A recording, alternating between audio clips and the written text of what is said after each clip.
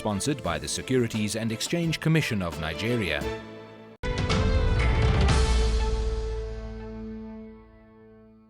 Welcome to Eye on Nigeria's Capital Market, the program that tracks activity on West Africa's oldest stock exchange and its broader capital market. I'm Wole Famariwa, and thank you very much for joining us.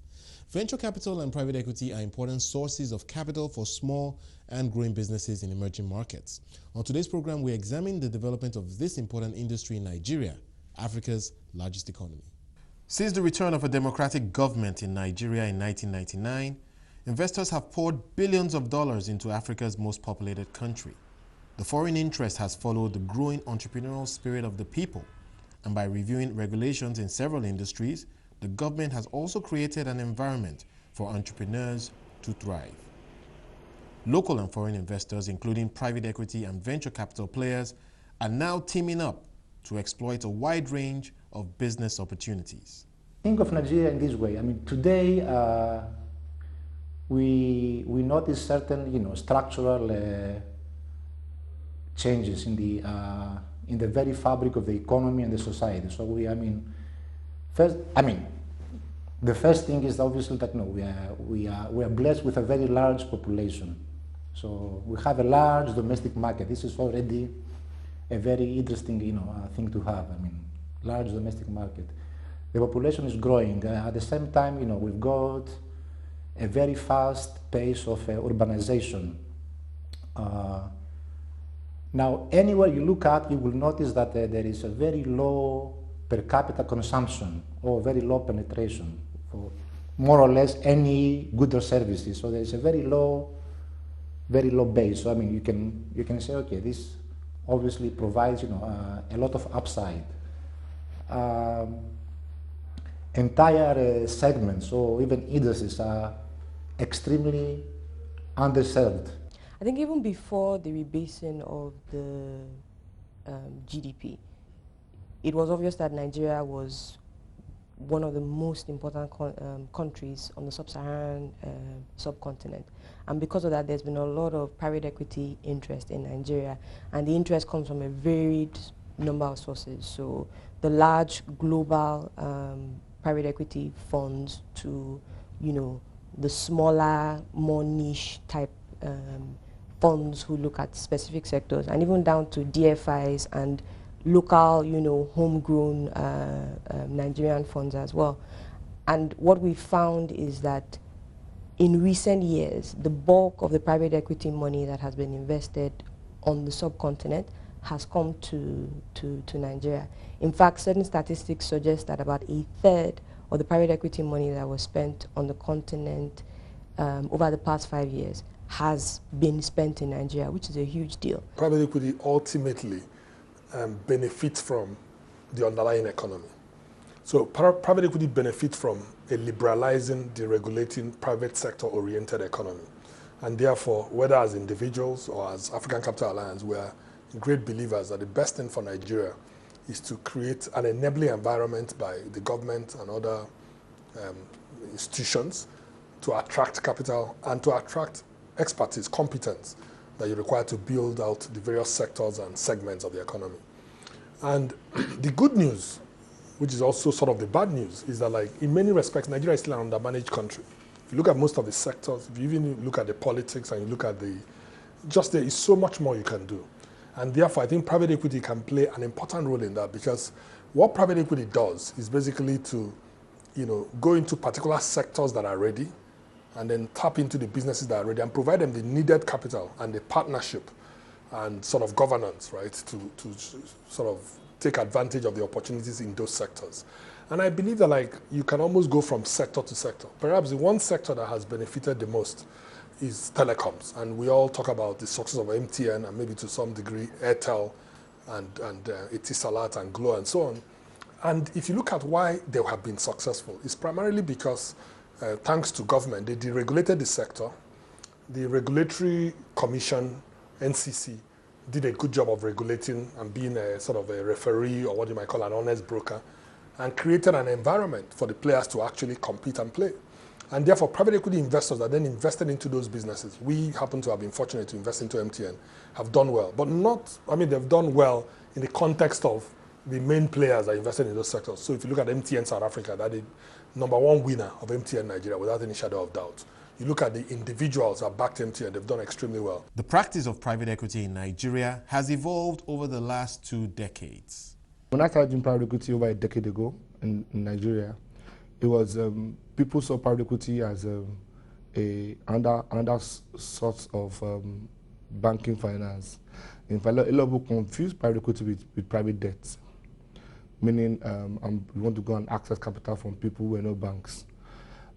So the emphasis of the work back then was to educate the entrepreneur on how private equity was different from debt and the expectations of private equity.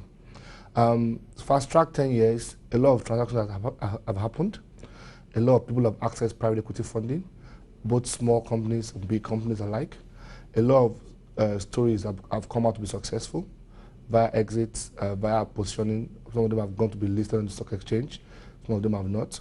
So it's one of those things that we've definitely made a lot of progress.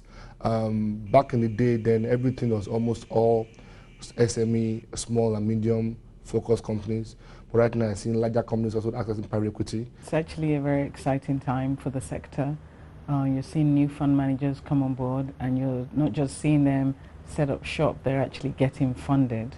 So there's more skilled resources coming into the sector, and there's more awareness. Now we just need more domestic financing, sort of the pension funds with their regulations to now come to the table and partner with the international institutions that have funded all these new managers. The culture of private equity, I mean, to develop people who can do private equity, to have other players do private equity, and frankly, to develop confidence in the markets so they can attract capital to do private equity. That has also been relatively a success.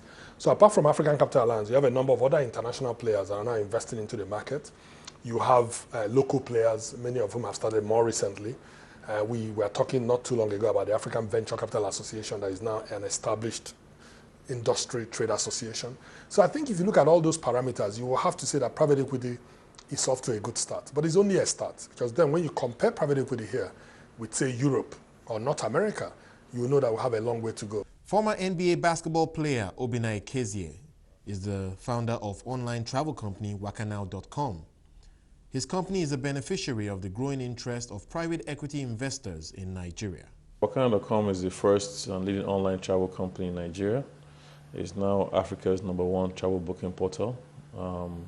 We are proud to say that we work very hard to ensure that we give customers the ability to book flights, hotels, airport pickup services. Well, we got our first investment, international investment in 2010 to one of the leading online e-commerce investors in the world, and that really helped propel the company to its growth in 2010 onwards. And then just as recently as last year, we got our first investment from a local private equity firm. The company has grown, has expanded in terms of its physical assets, in terms of its marketing and branding, and in terms of its infrastructure, human capital, expansion across different markets. We're now in Nigeria. We have been in Nigeria, now in Ghana. We're expanding to other African countries, especially East Africa and then Southern Africa in this next year. So the influx of funding is critical to any company's growth and sustainability. Changing technology is driving the growth of a new class of businesses. We see this confluence of three key factors. One is a demographic that's skewed very young, which of course correlates to much more rapid adoption of technology. We see very rapidly declining prices in technology devices, particularly smartphones and the like. And the third is, you have this aspirational consumer that can see a lot of different, gets a lot of different influences over the web, through the internet, and wants the same things as consumers in other parts of the world. So our responsibility is, what kinds of platforms and applications and services can you build where mobile is the delivery channel? And we see a lot of opportunities in Africa, ranging from education to health to commerce to media. So we are looking at very strongly at those elements, and we're beginning to make investments in those areas. We also see enterprise software as a very key element, providing software for both small and medium-sized businesses as well as large enterprises. A lot of the enterprise software platforms, even as they move to the cloud, are still built really for first world companies and first world environments. And we see an opportunity for local entrepreneurs to build custom solutions that fit the specific needs of small, medium-sized, and large enterprises in Africa and in Nigeria. Other traditional sectors of the economy are also getting a significant share of PE and VC investments. For most of the growth-focused funds, the interest is more on sectors that will give them access to those growth, to the growth prospects. So the 170-odd million people with increasing purchasing power and young population. So the FMCG space is very, very popular. There's a lot of interest in that space. The telecom services space was a very interesting one last year. There were a number of interesting transactions that were done by the large telcos selling off their telecoms assets to tower service companies. And there were a number of transactions that were announced across the telecoms companies last year. The importance of private equity in Nigeria is even more pronounced today as the economy grapples with the impact of lower oil prices. Today we are struggling in the economy as a result of the global situation with oil prices. As hard as our Minister of Finance is working, as hard as the President and various other people are working to reverse the trend, CBN, they're going to need assistance from investors and purveyors of capital from around the world. Venture capital and private equity is the single largest source of capital that I think can have the most impact on this economy, and it's currently still untapped. I think it's critical to get private equity funding in any business, especially now in an emerging market like Nigeria. Funding is a major issue with issues of very high interest rates from banks. It's important for any business to seek for private equity funding, and because that way you don't have to pay those high interest rates, or you don't really have to borrow from the bank. And borrowing from the bank is very difficult because of these challenges. But private equity gives you time to actually grow the business and create value for your investors and for the founders. For Nigeria, it's even more critical. We have a lot of young people here coming to the job market, and we have a lot of sectors that need to be developed, especially sectors that are targeted towards the younger people. I'm talking about sports, I'm talking about entertainment, I'm talking about e-commerce, I'm talking about technology. I'm talking about agriculture. Look at South Africa, for instance. Look at India. India has thousands of PE firms. South Africa has maybe in the hundreds of PE firms. Nigeria is sub 10, maybe 15. And a lot of these are international firms that are coming in that aren't yet used to working in Nigeria, understanding Nigeria. The people who really should be in private equity should be driving the private equity space are experienced locals, number one, and also are experienced regulators, as in the SEC. And then they should be taking advantage of large pools of capital, like the pension fund, to start investing in our people and start reversing the negative trend that we are currently feeling as a result of a focus on oil primarily and oil prices coming down. If we diversify the economy and we put more private equity and venture capital into various entities, we will now start to grow those companies and less reliance on oil. After the break, we continue our look at the practice of private equity and venture capital in Nigeria and hear the views of various stakeholders about the future of this practice in the country.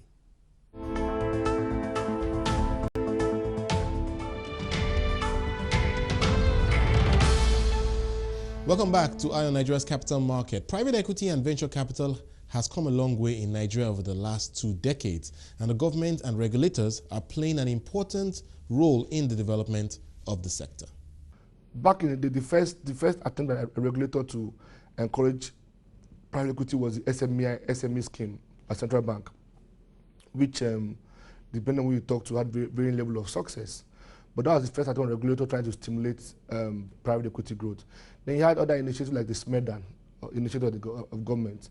Now the SEC has joined that role by looking to regulate fund managers, albeit in a different way that they should be regulated. You have PENCOM allowing pension fund managers to also start investing in private equity as an asset class. So already that whole regulatory framework is also beginning to support private equity as an asset class. During my time at the SEC, we've trained everybody in private equity. So they've gotten some knowledge of the sector. Now what we are trying to do now is focus on the specific rules that will help to spur the market. And we're not going to get it right from day one, but the fact is that we're going to keep trying to get it, to tweak it and get it to the point where it's encouraging young people to get into private equity or get into venture capital, which is what we need more. So what we're doing is we're changing the rules, or rather, should I say, we're updating the rules, and we will show some of this to the market. We'll get feedback, and then we'll put out some rules that will actually help to spur the market. We're also trying to create working collaborations between investors, i.e. existing private equity firms, both the local and the international ones, with ourselves as regulators, with the Ministry of Commerce, which has been also pushing private equity. Minister Ganga has been pushing it quite strongly, with the Ministry of Finance, who have also been very encouraging to us on getting private equity as an asset class to be more useful, with CBN, and with the pension, the PFAs, the pension fund managers, so the PFAs. So we need to create a working collaboration that is ongoing and continuous as a learning tool, and then becomes practically applied such that we increase the number of fund managers from the 7 to 10 that we have now to 100 and compete with countries like South Africa. Now imagine having 100 fund managers investing in SMEs throughout the country. You provide jobs, hundreds, thousands, possibly millions of jobs. You'll help to diversify the economy. It will even spur exports. So it's a roll-on effect that we cannot afford not to get into motion. While market players commend the moves by the government to set up special funds to intervene in the agriculture and ICT sectors, the move is seen as only an important first step, as a lot more needs to be done. What happens in sophisticated economies certainly now is that a lot of the activity in terms of early stage capital is driven by the private sector. But it wasn't always the case. And so what you always tend to have in developing economies is that the government has to try to kickstart it. So you see Singapore as a classic example, where you come in, you raise a fund, the government will match you $1 for $1 for external capital that you raise. And they're not doing that just out of just being altruistic. They also recognize that when venture capital is done and done well, it will actually return multiples of the money invested. And that's just a cash on cash return, ignoring sort of the long-term impact on the actual people that are involved. I do believe the government, I think it's great what they've done with the managers they've seeded. I don't think the government should take the approach that one manager per sector that they want to focus on is enough, because it's not enough, and even the money that they're putting into those managers, in my opinion, is not enough. If you look at the size of the country, the population, I mean, we're, in terms of addressable market, we're the same as the whole of the East African region. And the number of fund managers that are being seeded by the Kenyan governments and Ugandan governments, Tanzania, if you put them together and the money that they have, it's like far more than us. And we're supposed to be a richer nation.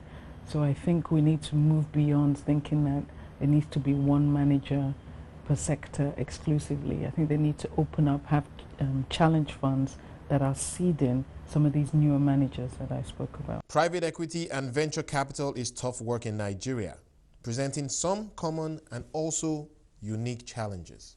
There's a way deals are done in Ghana. There's a way deals are done in Nigeria. So local nuances, local understanding, local relationships, local management, all have the preferred ways of communication, of negotiation, and of adding value. In some economies like Nigeria, being intense can be accepted. When I mean intense, being an intense manager where you're in their face, you're going there every day, you're changing up things. In some of the economies like Ghana, they may not like to be under pressure. And you'll be surprised what causes rifts among investee and investor. And that is softer issues.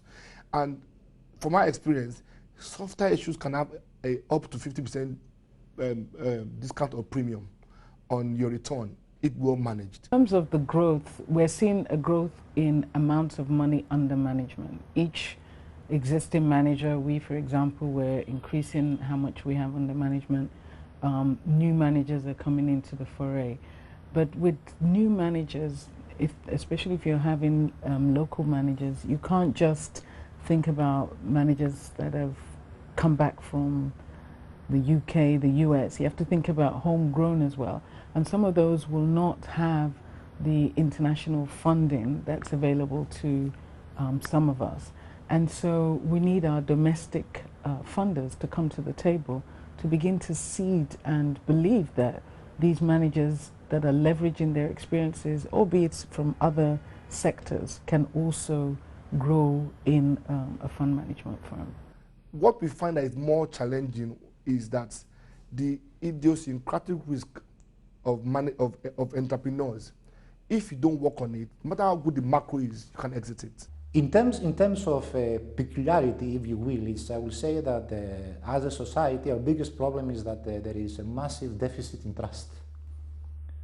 So this cannot really, it also affects, the private equity industry. I mean, it's very important, trust is very important in business. So this probably makes, we need, to address this, in an innovative way, yeah? One of the more important limitations is actually human capacity, human capital. And you find that you need human capital at every level. You need human capital to develop the private equity fund managers that deploy the capital. You need human capital in the businesses you are investing in. You need human capital in their stakeholders and the suppliers and the customers. And that's why nobody develops alone. Context matters. I think we have very, very creative minds in Nigeria. What we don't have is operational minds. But while challenges remain, venture capital and private equity investors are partnering with local entrepreneurs to fix infrastructure, provide services, and create jobs for Nigeria's more than 170 million people. The task is a tough one, but the achievements made in the last 2 decades are paving the way for strong growth in the future, and the effort is often compensated with great returns while making significant social impact. The good news about Nigeria is that, although it's a challenging market to invest in, the returns are well worth one's while if you are prepared to pay the price, including being patient, right? So if you look at the things we've done, the first fund we did returned, multiple times. I mean, we typically target 3 times the invested capital, meaning that over a 5-year period, which is our typical holding period, when we invest in a business, we want to be able to return 3 times the money we put in, which means if I buy a share for for a naira, I want it to return 3 naira, although I'd rather say for $1, because frankly, the monies we have are in dollars, and therefore the people are looking for dollar returns. So if I buy a share for $1, I want it to return $3, roughly in a 5-year time horizon. The first fund we did returned over 10 times. So for us, we are investing in companies that make it possible for people to have access to financial services. The fact that that company is able to scale and provide the end clients with access to finance, that's another sort of developmental impact. And if we hadn't come along, that end person wouldn't have had that. And what does that mean for the economy? That means you have even more businesses growing, even more people able to pay tax into the economy. So the developmental, it's a ripple effect. We're also looking at access to electricity and funding new entrepreneurs that are looking at off-grid opportunities, solar, renewables. And at this stage, it's still a little too risky for your more traditional sources of funding. So you're also driving innovation in the marketplace. So the impact, the effect is a ripple effect and is broader than just saying you're putting money in a company. And that concludes our look at the growth of venture capital and private equity in Nigeria for this week. On the next edition of the program, we speak to more entrepreneurs that have received equity capital from some of the government's recently created venture capital funds and find out how these funds are galvanizing the growth of key sectors of the economy. Remember, you can catch this and past editions of our program on our website, www.cnbcafrica.com. Please send your comments, ideas, or suggestions. You can reach me on Twitter @WaleFamrewa. From me and the team, it's goodbye and thank you for watching.